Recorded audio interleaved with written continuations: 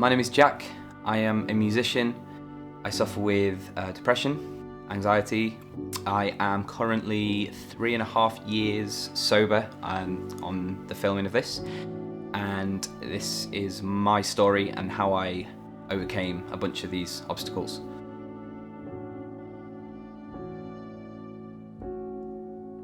I stopped drinking 3.5 years ago because a bunch of friends were at the house with me, and everybody that evening drank about 6 or 7 beers, and I drank about 6 or 7 beers, but unbeknownst to everyone else, I also had a crate in my room that I drank.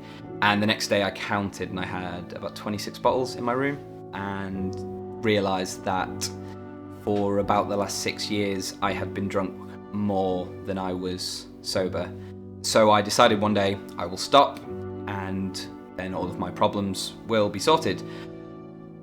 What I discovered quite quickly was that I was using the drinking to cover up a lot of problems. And from there, I started to struggle with my mental health. I'd always been a very anxious person. For the amount of alcohol I drank, I was always terrible at dealing with hangovers. So I was always anxious. And that subsided for a small amount of time, and the depression kicked in. I just thought that I was apathetic. I thought that I wasn't interested in things. I thought that I was lazy. And I thought that I was unmotivated.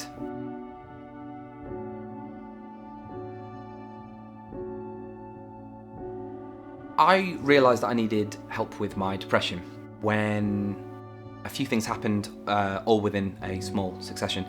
The first thing was that the doctors essentially turned me away when I asked for guidance. I wasn't very direct, and I don't think I explained the severity of how I was feeling, because I was actually just embarrassed about how I was feeling. So I thought, okay, I'll try and deal with this myself. As I mentioned, I'm a musician, so I left the band that I had been with for a number of years. I was no longer drinking at this point.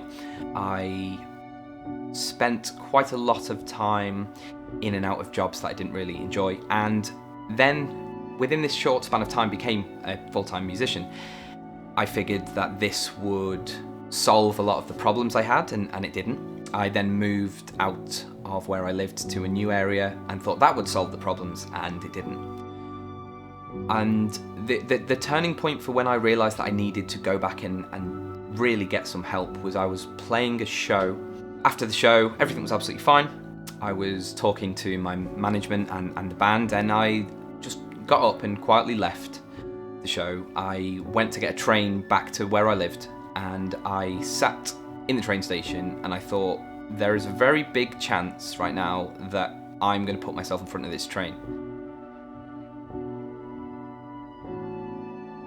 I had no idea where that came from. I didn't cry, there wasn't any panic.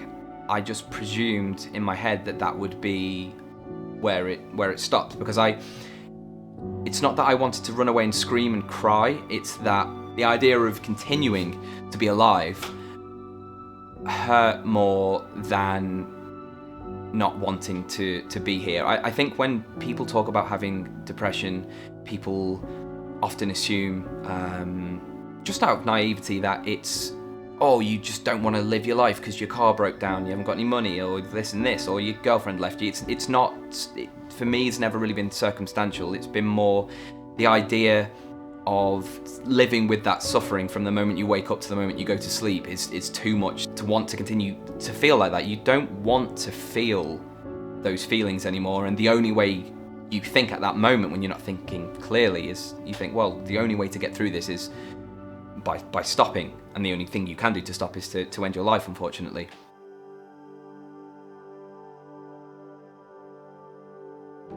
The next morning I contacted the doctors. I went into the doctors that morning. I got medication for my depression, and then I went away for a week to stay with one of my close friends.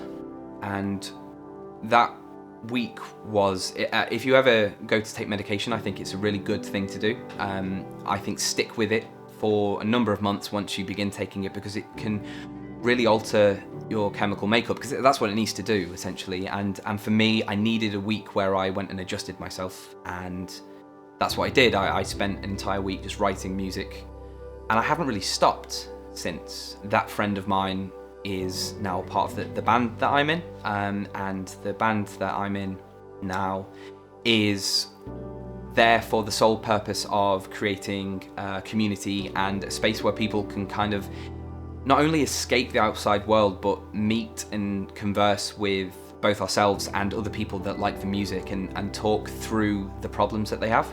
I think one of the biggest turning points of my life, aside from taking medication, was beginning therapy 6 months ago. And that has in turn enabled me to talk a lot more openly about how I have felt. And I feel that therapy can be you sitting in a room with someone and talking through your problems. But therapy can also be talking to someone that is a friend, someone that you've maybe never met before, that you maybe meet at a concert or on like an online forum. There is still a community that can be created and cultivated, and there isn't any shame in talking about how you feel. It's like if you break your leg, you don't walk around without a cast on. So why, if you have a mental illness, do you walk around without doing anything about it?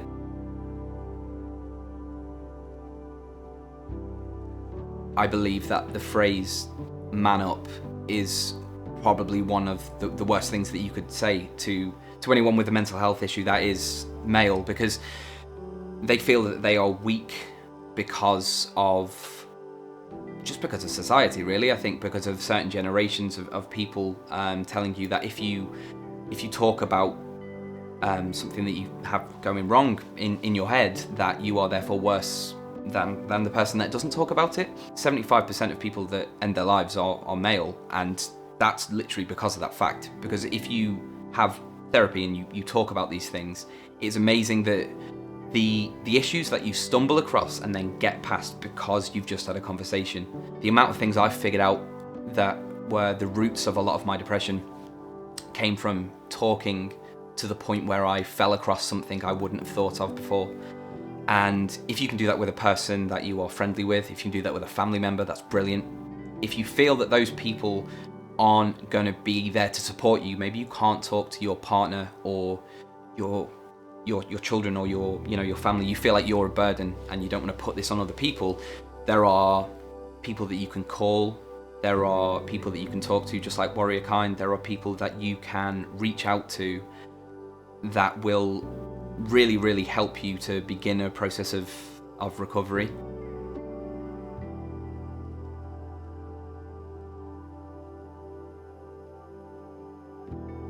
I have a long way to go in certain aspects of my life, and I will continue to be in therapy for a long time.